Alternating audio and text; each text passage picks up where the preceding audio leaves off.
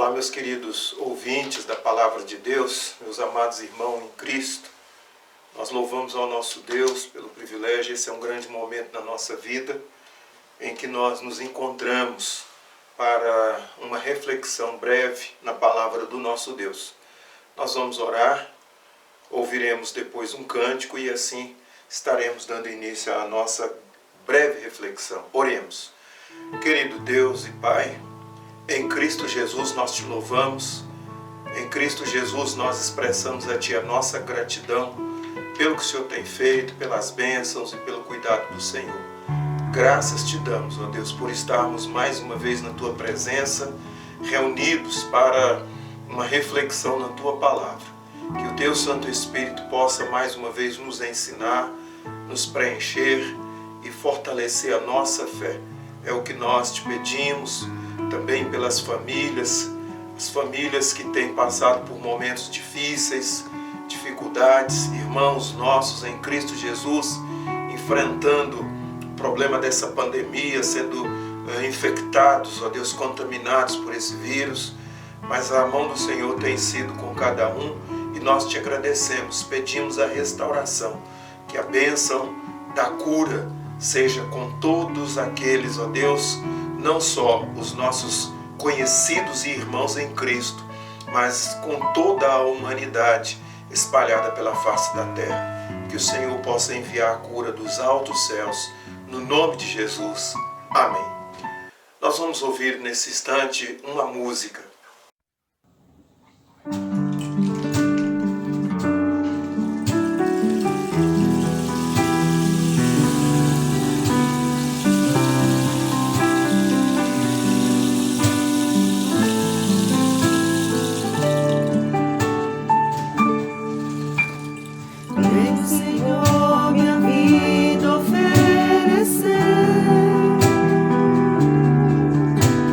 Como oferta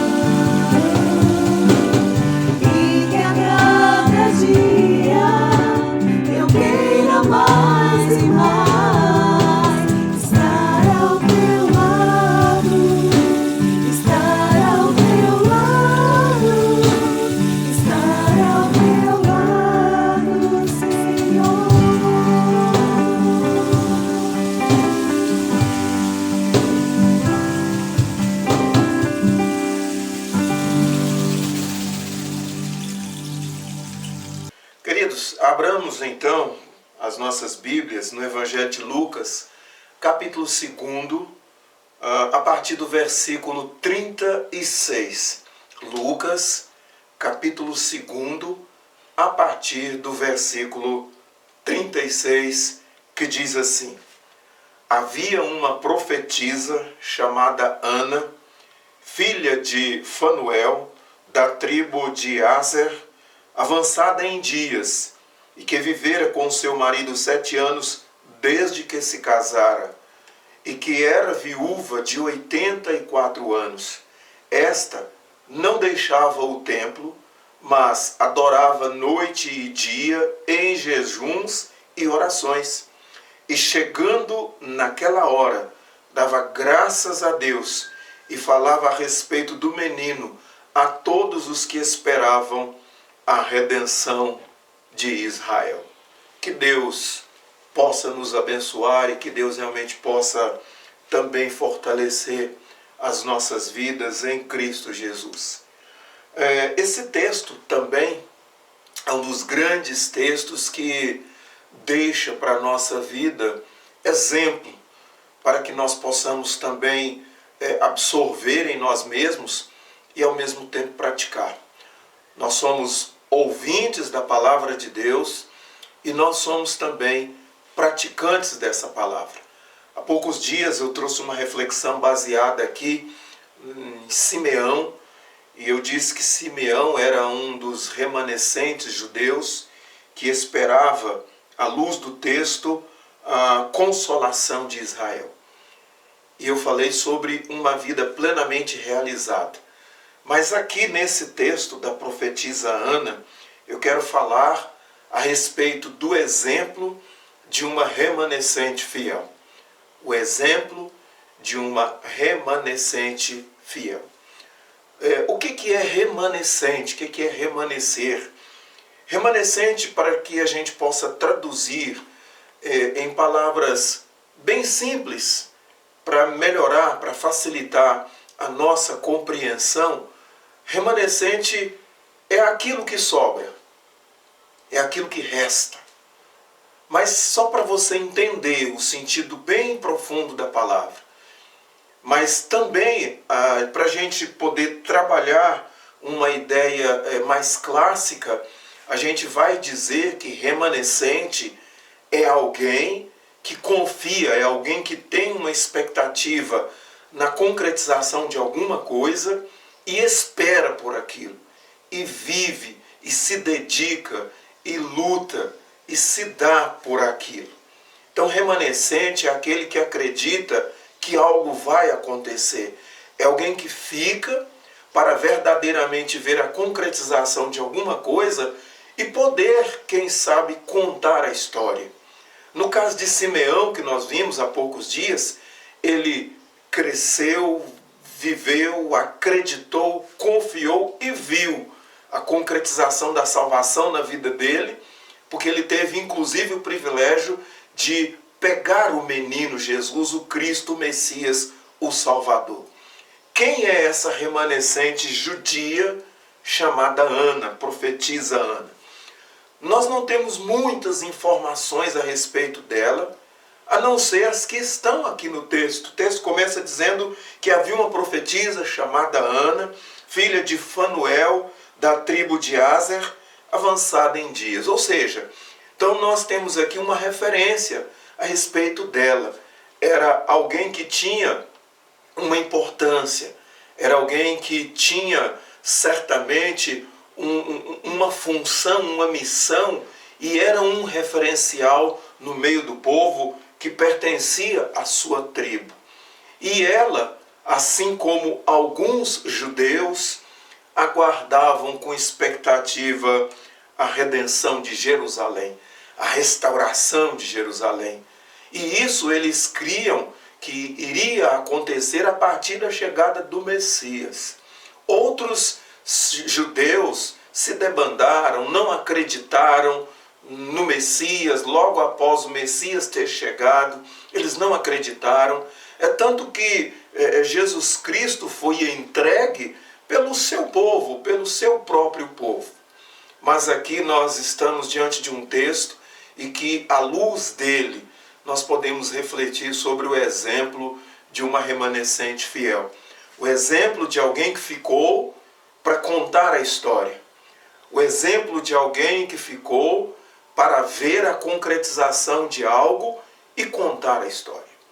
Quando nós contextualizamos, quando nós conseguimos trazer isso para a nossa própria vida, nós também precisamos nos colocar no lugar dessa remanescente e nos tornarmos exemplos para gerações vindouras.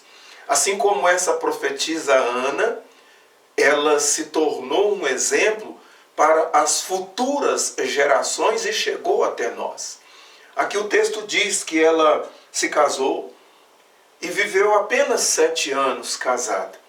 Se a gente for pensar um pouco no contexto cultural da época, onde os casamentos eram realizados e as moças casavam-se muito novas, vamos estipular aqui talvez uma idade mínima para a gente pensar na idade que ela tenha se casado. E vamos imaginar a idade aqui de uns 15 anos. Talvez ela tivesse 15 anos quando se casou, viveu 7 anos, então 7 anos casada ela permaneceu. Então vamos pensar aqui em 15 anos mais 7, aos 22 anos ela se tornou talvez uma viúva. E daí para cá, daí para frente, ela se dedicou. O luto dela foi se dedicar ao serviço, foi se entregar verdadeiramente a Deus, nessa expectativa da redenção, da consolação de Israel. Então vamos supor, vamos imaginar aqui, porque o texto no versículo de número 37 diz que ela era uma viúva de 84 anos. Então, se a gente pensar em tirar a idade do casamento, a idade que ela se casou e o período que ela permaneceu fiel ao seu casamento, e posteriormente o tanto de anos que ela ainda viveu como uma viúva, essa mulher provavelmente tinha aqui seus 90 anos, aproximando aos 100 anos. Mas não importa, o fato é que ela era uma idosa, porque o texto diz que ela era uma viúva de 84 anos. E esta senhora idosa, remanescente fiel, que dedicou o seu luto servindo a Deus, nos deixa um exemplo maravilhoso. E o primeiro exemplo que ela deixa para cada um de nós é o exemplo de uma pessoa dedicada. O exemplo de uma pessoa que não perdia o seu tempo com outras coisas. Diz aqui o versículo de número 37, que era uma viúva de 84 anos e esta não deixava o templo. O primeiro exemplo que ela deixa para nós é esse exemplo de dedicação, de empenho, de uma pessoa que provavelmente todos os dias caminhava da sua casa até o templo para adorar a Deus. E é claro que o autor, o evangelista Lucas aqui, ele está usando uma linguagem figurada, que nós chamamos de hipérbole, porque ele então diz, ela não deixava o templo. E a ideia que a gente tem era de que ela então morava no templo. A expressão usada que não deixava dá a ideia de que ela nunca saía do templo, mas que ela permanecia ali. Sendo essa a ideia ou não, ou sendo a ideia de que ela todos os dias, nos horários determinados, como nós vamos ver aqui no versículo 38, o fato é de que ela tinha um compromisso com Deus e ela tinha a fiel noção de que o dever dela era o de estar no templo. Não sabemos as dificuldades que ela enfrentava para ir ao templo. Não sabemos das limitações que ela tinha, talvez, a partir da sua própria vida, com a sua saúde, com os seus movimentos. O fato é que o exemplo que ela está deixando para nós nos dias de hoje, que podemos então incluir as possíveis facilidades que nós temos de nos deslocar da nossa casa até o templo, para adorar a Deus, para servir a Deus.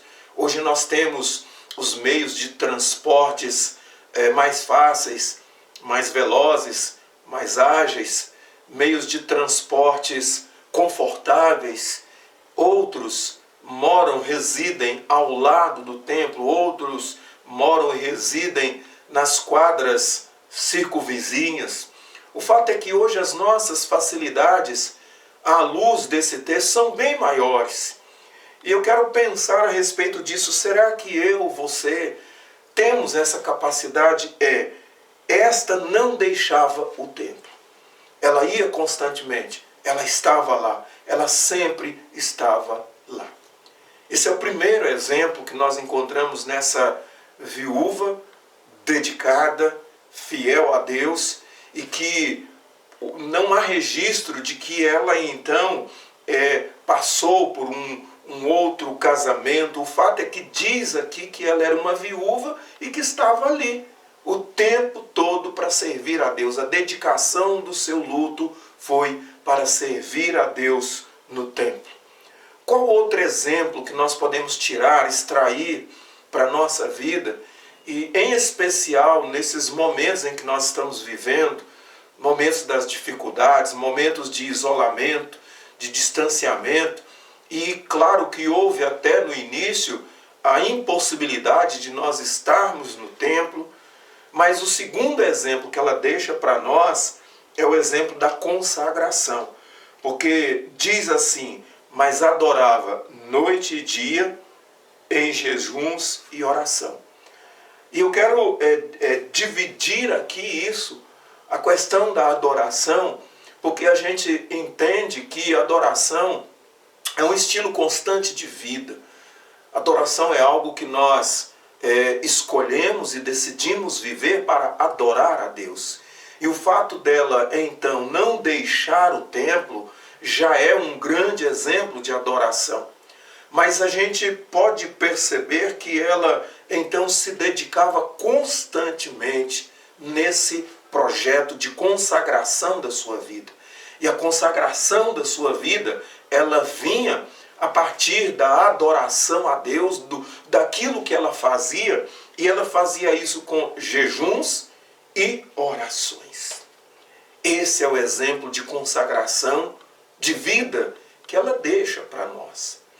E é bem provável que boa parte de nós estamos tendo tempo para dedicar absolutamente a Deus, porque nós estamos ainda vivendo esse chamado confinamento, nós estamos em casa, alguns já estão aí no seu dia a dia, nos seus projetos, nas suas atividades normais, mas uma boa parcela ainda continua dentro dessa atenção às restrições impostas pelas autoridades médicas, e olha a oportunidade maravilhosa que nós temos. Então essa mulher, o texto diz que ela adorava dia e noite com jejuns e orações.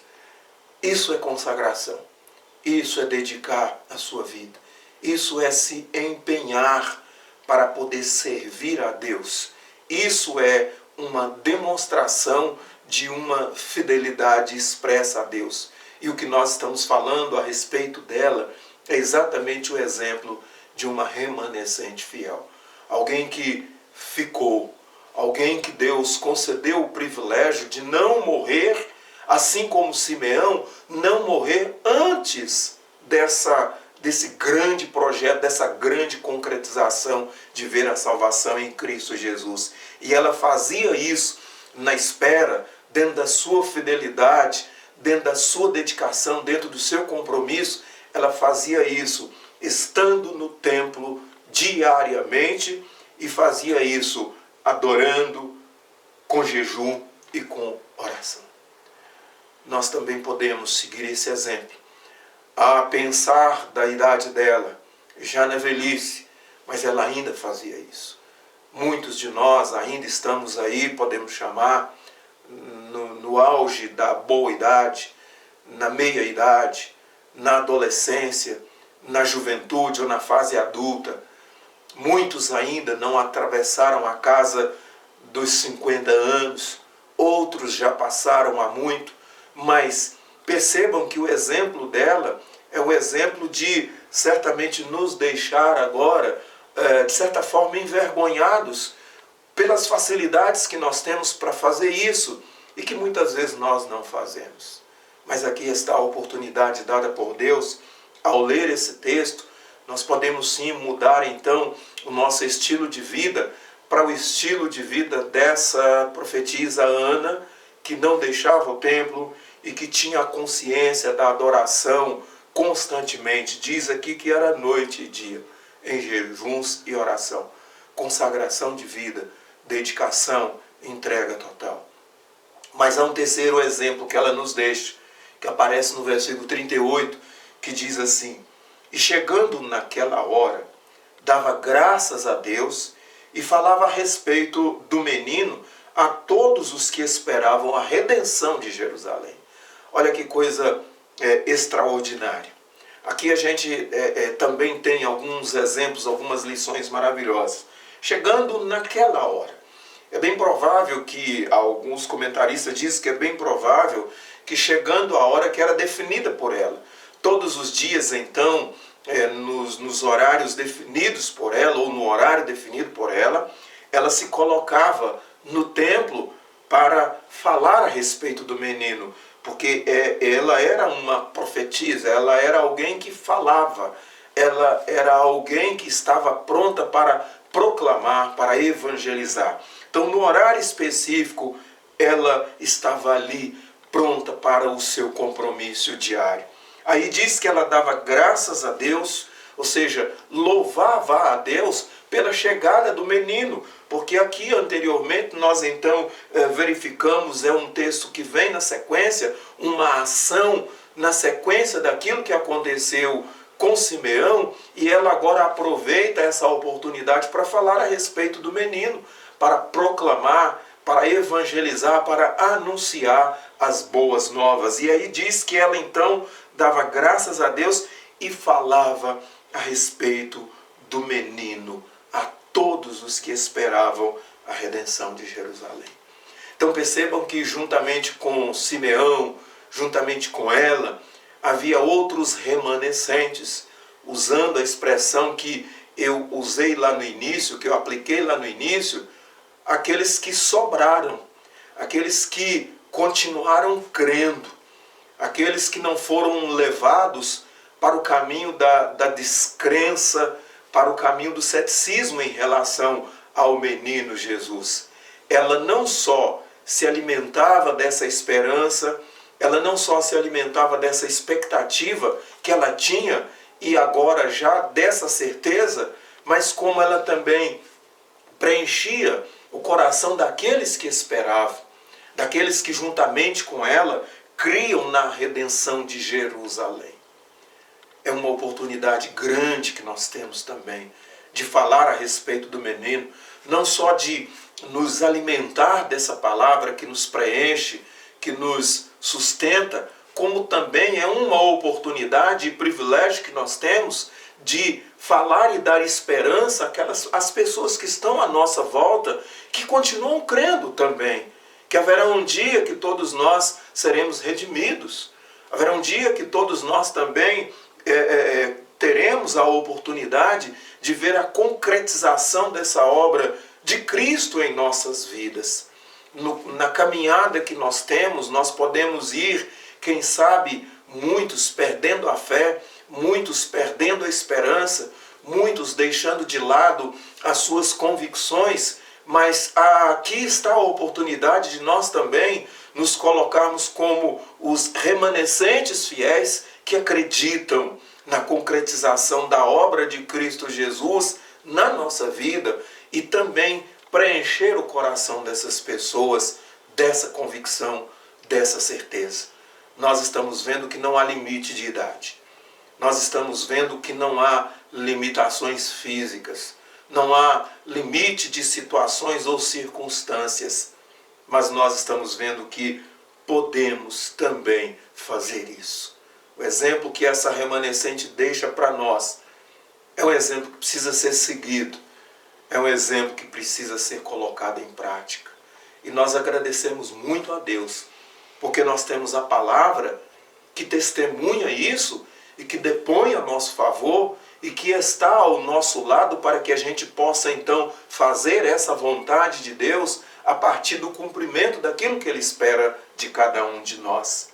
Que Deus possa te sustentar, que Deus possa alimentar a sua vida com essa palavra e que você possa então também, à luz do que nós acabamos de ler, e seguir o exemplo dessa idosa, essa mulher já na terceira ou quarta idade, mas que está aqui na palavra de Deus, deixando para nós esse grande exemplo de vida.